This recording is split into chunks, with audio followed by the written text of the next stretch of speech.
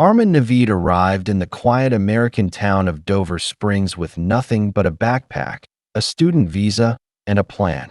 The town, with its manicured lawns, white fences, and slow-paced life, was a stark contrast to the chaos he had left behind. He came from a modest background in Pakistan, where opportunities were limited and dreams were often crushed by reality. But Armin was determined. He believed that America was his golden ticket, and he wasn't going to let it slip away. Dover Springs wasn't a place where people came to make it big. It was the kind of town where life moved predictably. Everyone knew each other's names, and strangers stood out. So when Armin enrolled in a local community college and took up a part-time job at a gas station, people noticed. He was polite, well-groomed, and spoke just enough English to get by. Some saw him as ambitious, others as a young man out of place. He rented a room above a laundromat run by an elderly couple who rarely spoke, but always watched at a tea first. Armin tried to follow the path laid out for him. He attended classes, clocked in his shifts, and kept to himself. But it didn't take long before frustration set in. The cost of living was higher than expected, and his savings began to dry up. The visa rules were strict. He couldn't legally work more than a few hours per week, and there was no guarantee his student visa would be extended. His dreams of building a new life in America were quickly slipping away. That's when he began noticing a pattern in Dover Springs. Older women, mostly single or divorced, who were financially stable and often lonely. They visited the gas station, made small talk, smiled more than necessary. Some left generous tips for trivial services. Armin, observant and calculated, saw a potential escape route. If he could find someone to marry him, he could apply for a green card and stay in the country permanently. All he needed was the right opportunity. It came in the form of Linda Whitmore. She walked into the gas station one late afternoon, dressed in designer sunglasses and a flowing dress. Her presence was magnetic. She was in her mid-50s, owned a local real estate firm, and had lived alone since her divorce a decade ago. Armin pumped her gas, offered her a compliment, and gave a charming smile. She smiled back. The next day, she returned, asking if he remembered her. From that moment, a strange relationship began to form. Linda was no fool, but she was tired of being alone. She enjoyed being admired, being desired. Armin made her feel young again. They began meeting outside of work. Coffee turned into dinner, and dinner turned into weekends together. Within weeks, he moved into her home on the edge of town. It was large, tastefully decorated, and filled with reminders of a life that once was full of family. Now it was quiet. With Armin there, it buzzed again. The town started whispering. People questioned the age gap, the speed of the relationship, and Armin's intentions. But Linda didn't care. She told herself love had no rules, no timelines. Armin played his role perfectly. He helped around the house, cooked dinners, and even started dressing in the business casual style Linda liked. Behind the smiles and politeness, though, he was constantly calculating. Every move, every gesture, every word was measured. This wasn't love, it was survival. Unknown to Linda, Armin had already begun researching the marriage-based visa process. He bookmarked immigration sites, read forums, and watched tutorials on how to answer government interviews. To him, it was a game, and he had found his golden key. All he had to do was keep her close long enough to secure his place in the country. The stakes were high, but he believed he was in control. What he didn't realize was that love, even fake love, can be dangerous when mixed with desperation. Life in Linda Whitmore's home began to feel like a carefully staged performance. From the outside, she and Armin appeared to be the perfect couple, oddly matched in age, yes, but seemingly content. She posted photos of them on social media, smiling at dinners, attending real estate mixers, and lounging by the fireplace in her elegant living room. Her friends were skeptical, but she waved off their concerns. Armin was attentive, polite, and affectionate in public.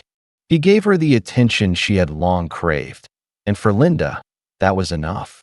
But the truth underneath the surface was much different. Armin had started to grow restless.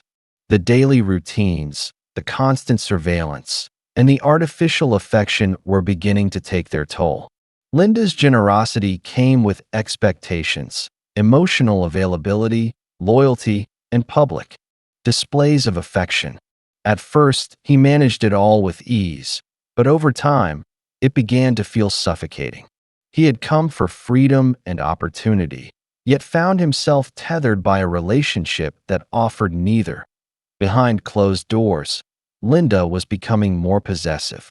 She asked where he was going when he left the house. She questioned his phone, calls, and scrolled through his messages when she thought he wasn't looking. Once, she even followed him to class and waited in the parking lot. When Armin confronted her, she broke down, claiming she was just afraid of losing him. That was the first time he considered leaving, but he couldn't. Not yet. The visa clock was ticking. Armin knew that if he left Linda now, all his efforts would be wasted. So he made a choice to play along a little longer. He started speaking about marriage, subtly hinting that it could be possible someday soon. Linda lit up at the suggestion. She began shopping for rings in secret and showed him wedding venues on her laptop. The idea of being his wife filled her with hope. For her, it was about love. For him, it was strategy. Armin doubled down on the act. He started accompanying her to work events, calling her babe in public, and talking about a future together. The more she invested emotionally, the more he leaned into his role. Every compliment, every kiss, every shared laugh was rehearsed in his mind before it left his lips. But even with all this effort, he couldn't shake the growing irritation. He wanted out, but only after securing his status. Things began to unravel when Linda found a note in his backpack. It was a scrap of paper with a woman's name and number, someone he had met briefly at a party weeks earlier. It wasn't romantic, but to Linda, it was betrayal. Instead of confronting him directly, she started watching him more closely. She created fake social media accounts to monitor his online activity and installed a tracking app on his phone. Her behavior crossed from controlling to obsessive at the same time. Armin became increasingly paranoid. He noticed her behavior shift. Questions became colder, gestures less warm. One evening, he returned home to find her in tears, clutching one of his shirts. She didn't explain why she was crying, and he didn't ask. The emotional atmosphere had become volatile, charged with unspoken fears and suspicions. What began as a calculated plan was turning into a psychological trap. Armin realized he wasn't the only one capable of manipulation. Linda had resources, connections, and a deep emotional investment. If she sensed he was using her, there was no telling what she might do. But he was too far in to stop now. He needed to stay focused. One mistake could cost him everything. He had to keep pretending, keep playing the part, even if it meant digging himself deeper into a lie that was no longer under his control. The pressure inside Linda's house was becoming unbearable. Armin felt like a prisoner in a luxury cage, surrounded by comfort, yet constantly monitored. Every move he made seemed to be watched, every word measured. The warmth between them had faded into a cold, silent tension. The illusion of love that once benefited him was now smothering him. But instead of backing away, Armin began living a double life. He met Stacy Monroe one rainy afternoon at a downtown cafe. She was in her early 30s, friendly, and quick to laugh. She worked as a barista and lived with her younger sister in a modest apartment across town. Unlike Linda, Stacy was carefree and spontaneous. She had no interest in long-term relationships or complicated arrangements. With her, Armin felt a sense of ease he hadn't experienced in months. He told her he was single, studying to make a better life, and working part-time to pay bills. Stacy never questioned his story. Their connection was instant. Within days, they were meeting after class, taking late-night walks, and sharing secrets over coffee. To Stacy, Armin was a hard-working immigrant trying to chase the American dream. To Armin, she was a breath of fresh air, free from the constraints of obligation, expectation, or control. Their affair quickly became physical, and the thrill of sneaking around only fueled the intensity. Armin justified the relationship in his mind. He told himself it was harmless, just a temporary distraction until the paperwork was in place. Linda, he believed, didn't need to know. As long as he kept up appearances at home, doing the dishes, watching movies, and pretending to plan a wedding, everything would stay under control. He thought he was being careful, but Linda had already sensed the shift. She noticed the change in his energy. The way he smiled less. The way he spent longer hours away from home. He had stopped being affectionate and less prompted and had begun keeping his phone face down, always guarded. One day, she followed him after he left for class. What she saw shattered her trust completely.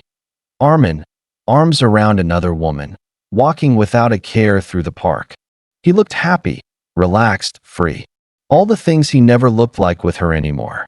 Linda didn't confront him right away. Instead, she hired a private investigator. Within a week, she had dozens of photos. Armin and Stacy holding hands, kissing, sitting close in coffee shops. She also learned that he had created a separate email account, one that he used exclusively to communicate with Stacy. The betrayal cut deeper than she expected. But Linda wasn't ready to let go. She didn't cry.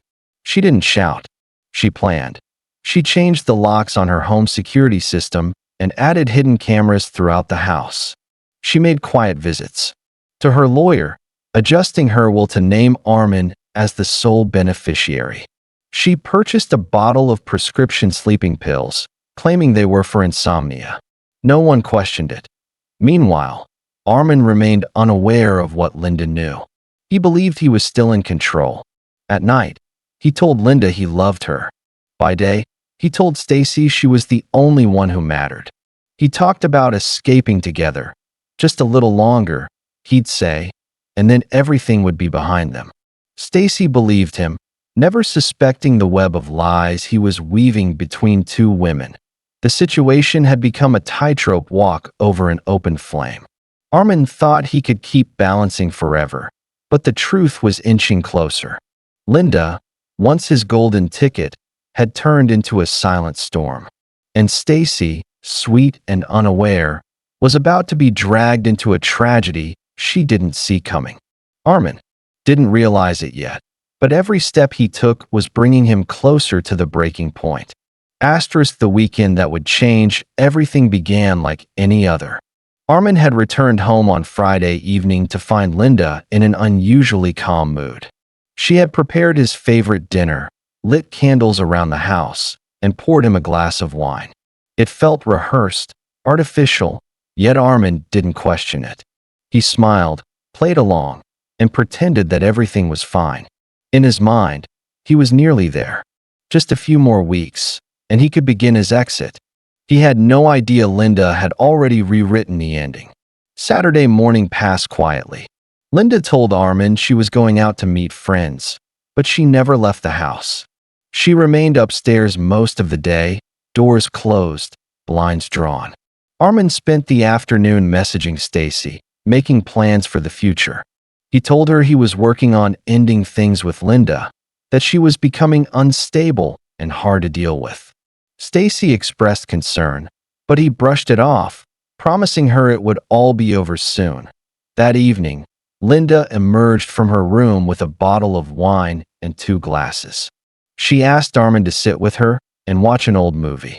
The house was silent except for the film playing in the background. Linda looked tired but composed. She handed him a glass and raised hers for a toast. To the future, she said. He clinked. Glasses, unaware of the pill residue already dissolving at the bottom of hers. The next morning, the house was still. By noon, a concerned neighbor noticed the front door slightly ajar. When no one responded to knocks, the neighbor entered and found Linda in the upstairs bathroom. She was fully clothed, submerged in water, pale and unresponsive. Pill bottles were scattered near the sink, and a nearly empty glass sat on the edge of the tub. The police were called immediately. At first glance, it appeared to be a tragic suicide. The scene was quiet, undisturbed. There were no signs of struggle or forced entry. Friends told investigators that Linda had been acting withdrawn in recent weeks. The presence of prescription pills and alcohol seemed to confirm their suspicions. Armin returned home later that day to flashing lights and crime scene tape. He acted shocked, devastated, confused. He told officers they had spent a peaceful evening together, that he had gone out to run errands in the morning and came back to find the house surrounded. Detectives began their routine investigation. The autopsy, however, raised flags. There was no alcohol in Linda's system, only a dangerously high dose of sedatives, far more than what had been prescribed. In fact, she had no history of abusing medication. The wine glass bore traces of crushed pills, inconsistent with someone taking them voluntarily. There were also minor abrasions on her wrist, almost invisible, but enough to warrant suspicion. They dug deeper into her recent activity. Search history on her laptop revealed odd queries. How many pills does it take to overdose? Best way to die without pain? And how to make suicide look real? These results were chilling, but the timing was more concerning. They were all searched weeks before her death, and then abruptly stopped. It suggested planning, not despair. Then came the financial records. Just hours after Linda's death, a large transfer of money had been initiated from her personal account to Armin's. Investigators traced multiple recent purchases, items he had quietly ordered and shipped to Stacy's address under a different name. The narrative of grief quickly crumbled that it was no longer a case of suicide. The evidence pointed toward premeditation and motive. Armin had underestimated how quickly the pieces would come together. While he believed he had pulled off a clean exit, the reality was unraveling around him. The lie that had built his entire life in America was about to expose the darkest truth he had buried beneath it.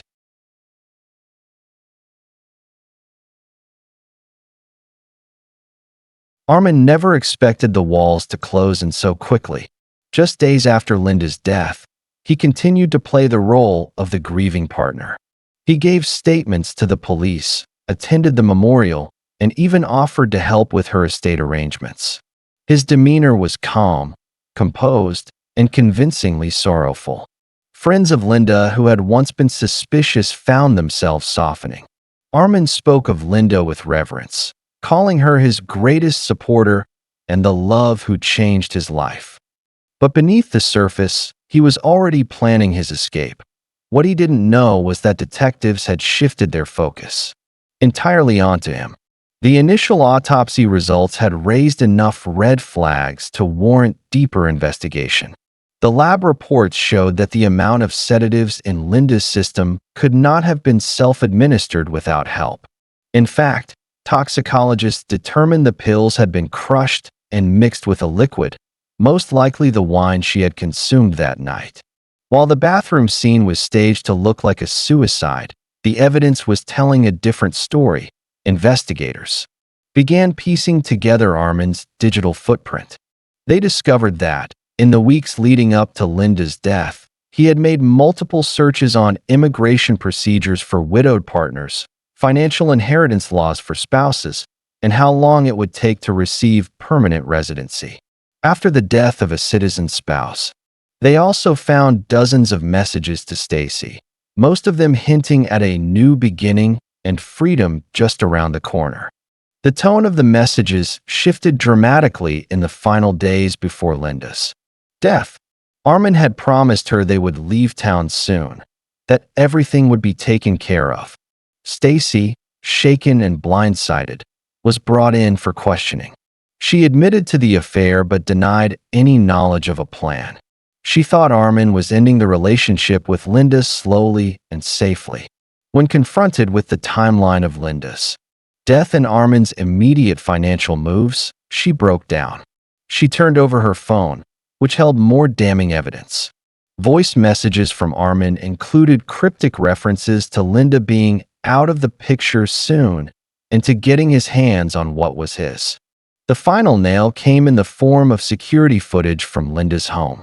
She had recently installed hidden cameras, unknown to Armin, in several rooms. On the night of her death, footage captured him in the kitchen, crushing pills with the back of a spoon and mixing them into a glass of wine. Later, it showed him carrying the glass upstairs. The audio didn't catch their conversation, but the timeline was undeniable. Less than 2 hours later, Linda was dead. With the evidence mounting, Armin was arrested at the college campus, just as he was leaving a class. He was charged with first-degree murder, fraud, and immigration deception. In court, prosecutors painted a cold, calculated picture, a man who entered a relationship purely for personal gain, manipulated an emotionally vulnerable woman, and orchestrated her death once she had served her purpose. Armin pleaded not guilty, claiming Linda had become unstable and had taken her own life. But the physical evidence, digital trails, and financial moves told a far more convincing story. The jury deliberated for less than a day before delivering a guilty verdict. Armin was sentenced to life in prison without the possibility of parole. The case left the town of Dover Springs in shock. A story that began as a quiet love affair had turned into a cautionary tale of manipulation, deception, and cold-blooded murder. Linda, who had opened her heart and home to a man she believed in, became the ultimate victim of a plan she never saw coming. And Armin, who once dreamed of freedom and success, ended up locked away, trapped by the very scheme he thought would set him free.